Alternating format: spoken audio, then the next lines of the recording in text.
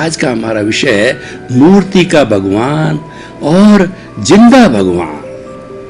भाई और बहनों, देखिए कि कोई भी मंदिर बनाया जाता है तो उसमें मूर्ति स्थापित की जाती है, तो उस मूर्ति को पहले बनाया जाता है। जिस भगवान की है, शिव जी की है, ब्रह्मा जी की है, विष्णु की है, राम की है, और जो हनुमान जी की है, महावीर जी की है, किसी भी मूर्ति की जो आज इस दुनिया में नहीं है, उनकी मूर्ति बनाई जाती है।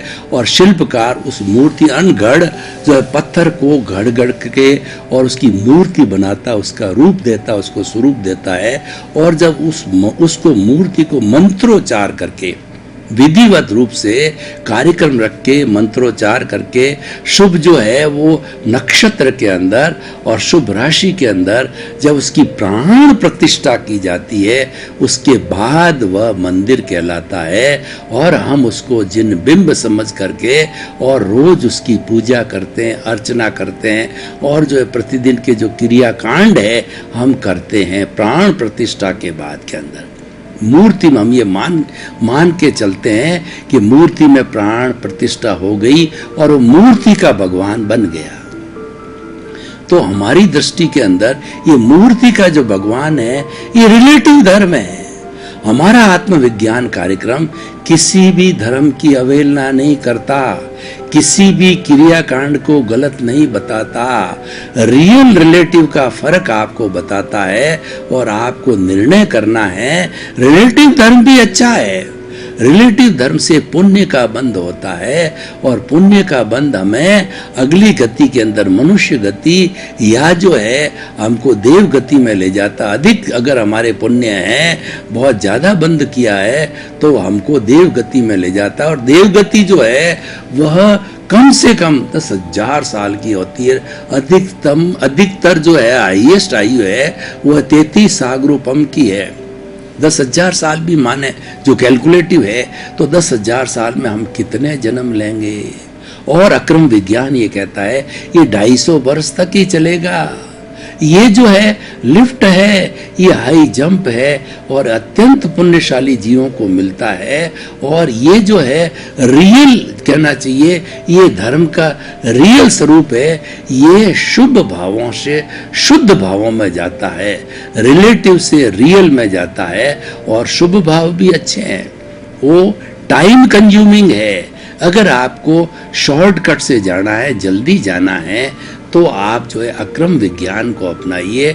और उसका एक ही फॉर्मूला है कि आप जो है शुद्ध अवस्था को आ जाइए, शुभ को छोड़ के शुद्ध में आ जाइए।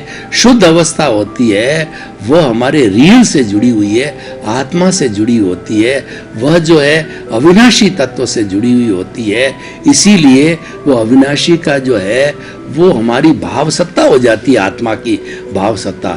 दूसरे शब्दों में ये कहते हैं कि जब किसी को ये अक्रम विज्ञान का ज्ञान मिल जाता है, विशुद्ध ज्ञान मिल जाता है, तो ज्ञान मिलने के बाद वो 5 आज्ञा का पालन करने लग जाता है। और 5 आज्ञा ही मोक्ष है, उसका ये सिद्धांत बन जाता है। तो जब उसको ये मिलने से वो रियल के अंदर ये सोचता है 5 आज्ञा क्या है।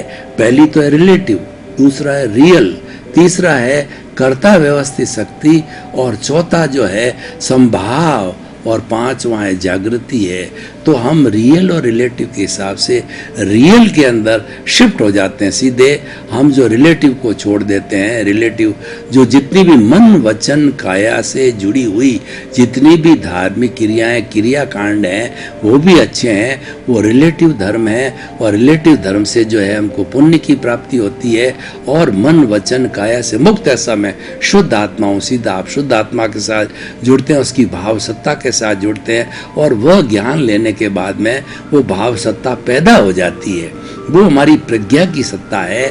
तो जो ही आपको जो है वो ज्ञानी पुरुष ज्ञान देता है, तो ज्ञान में होता क्या है ज्ञान में आपके अनंतानुबंधी जो मोहनीय कर्म है, उसकी जहर की थैली जो है वो दर्शन मोहनीय है, उसको फेंक देता है बाहर। और अनंतानुबंधी के बाद में अप्रत्याख्यानी, प्रत्याख्यानी है संजलन, बहुत मामूली तरह का मोह रहता है। वो एक तरीके से डिस्चार्ज का भाग होता है, और जैसे बर्फ की शिला की तरह जन्म जन्मांतर के डिस्चार्ज कर्म में आपके इकट्ठे हुए होते हैं। बर्फ पिघलता रहता है और वह डिस्चार्ज जो है छटता रहता है, और फिर एक समय ऐसा आता है कि बर्फ जीरो हो जाता है और पानी बह जाता है। तो उसी तरीके से हमारा कॉजल बॉडी धीरे धीरे ओनली डिस्चार्ज, क्यों चार्ज बंद हो गया, ओनली चार्ज बंद इसीलिए हो गया कि चार्ज करने वाला तत्व अनंत अनुबंध का जो जहर की थैली था वो ज्ञानी पुरुष ने काट करके फेंक दी, क्योंकि उनको आल्ट आती है। ज्ञानी वही है जो कि हमारी जहर की थैली को फेंक देवे, और वह जब जहर की थैली को फेंक दिया जाता है तो नए कर्मों का बंधन रुक जाता है, और उसके साथ साथ के अंदर डिस्चार्ज होता है, पर वो नहीं के बराबर होता है।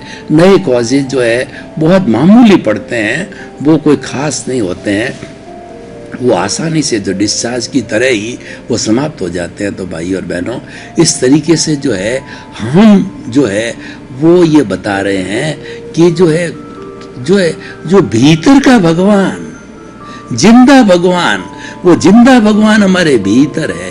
मूर्ति का भगवान रिलेटिव है, हम किसी की निंदा नहीं करते, उस भगवान को भी मानते हैं, उसको भी प्रणाम करते हैं, क्यों प्रतिष्ठित आत्मा है। और वास्तव में हम जो उसके सामने जाके खड़े होते हैं, जिस किसी भी मूर्ति हो, बालाजी की हो, राम की हो, महावीर जी की हो, तो हम उसके गुणों की भजना करते हैं। तो वो गुण तो तुम्हारे भीतर ऑलरेडी विद्यमान है जो उनके अंदर थे, तो उनकी आप इसको जिंदा भगवान की जो है आप भजना करो ना।